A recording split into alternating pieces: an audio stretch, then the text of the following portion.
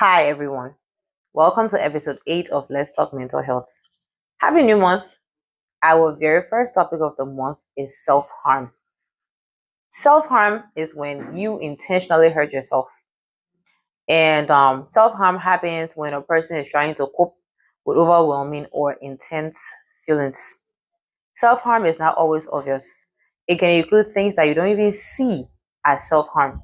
For example, over-exercising, not eating, engaging in unprotected or unsafe sex, misusing alcohol or drugs. Self-harm can happen to anybody, but it's more common in women and girls, young people, people with mental health problems, prisoners, and people who have experienced abuse as children growing up. Why do people self-harm? People self-harm for different reasons. People self-harm because they see it as a means of going through or coping with unfortunate situations that may have happened in the past or is happening now. People self-harm because they see it as a means of dealing with difficult feelings such as sadness, guilt, and hopelessness. People also self-harm to feel in control of their body, especially if they have dissociated from their body.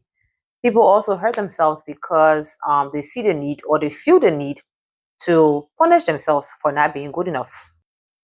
There may be a link between suicidal thoughts and self-harm. But the thing is, people who self-harm do not want to die.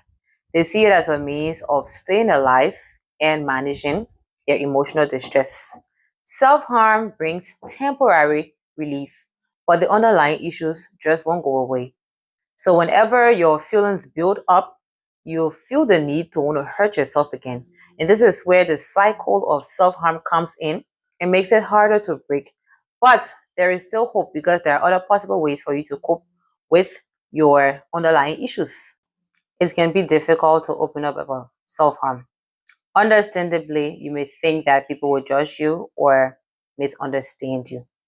Remember, your doctor and other health professionals are to treat you in a way that is non-judgmental and sensitive. If you want to stop self-harm or reduce self-harm, your doctor or your mental health professional should be able to give you a range of options that may be possible to help in the process. They may suggest talking therapy, which is good. Cognitive behavioral therapy or dialectical behavioral therapy, it helps you. They may also suggest medication that may help with your anxiety, your depression, and any other mental health condition that you have. They will also advise and treat your physical injuries. And if the doctor sees that your life is at risk or your injuries are really, really, really, really deep, they can suggest a hospital stay. Ways you can look after yourself. If you want to reduce your self-harm or stop harming yourself at all, there are things you can do in order to help your very self. So you have to work out the things that leads you to wanting to hurt yourself. Whatever problem it is you have to be able to work it out. Secondly, wait before you want to self-harm. When that urge comes upon you or that impulsive thought, wait for a few minutes before self-harming. Thirdly, distract yourself from that urge to self-harm. Get out of the room. Associate with other people. Do not isolate yourself. Also, talk to someone that you trust about how you feel.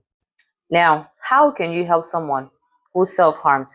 It can be very shocking and difficult when you find out that someone that is so close to you that you love is self-harming. It can also be difficult because you don't know what to do or what to say. But I'll encourage you to not panic and to not get upset because the calmer you are, the more likely it is for your friend to open up to you. If your friend wants to open up to you about their self-harm, listen without judgment. Offer help to find a means of support, but remember, they're in control of their own decisions. Do not try to force them to stop self-harming if they're not ready to. Do not also ignore their injuries or focus on them too much. For example, do not ask them to show their injuries to you if they're not willing to. It's a sticky issue and you have to be very, very careful about it. And that is about it for today's video. Remember, an informed mind leads to a changed behavior. I am Miracle M. Smallwood, a clinical social worker. And until our next video, adios.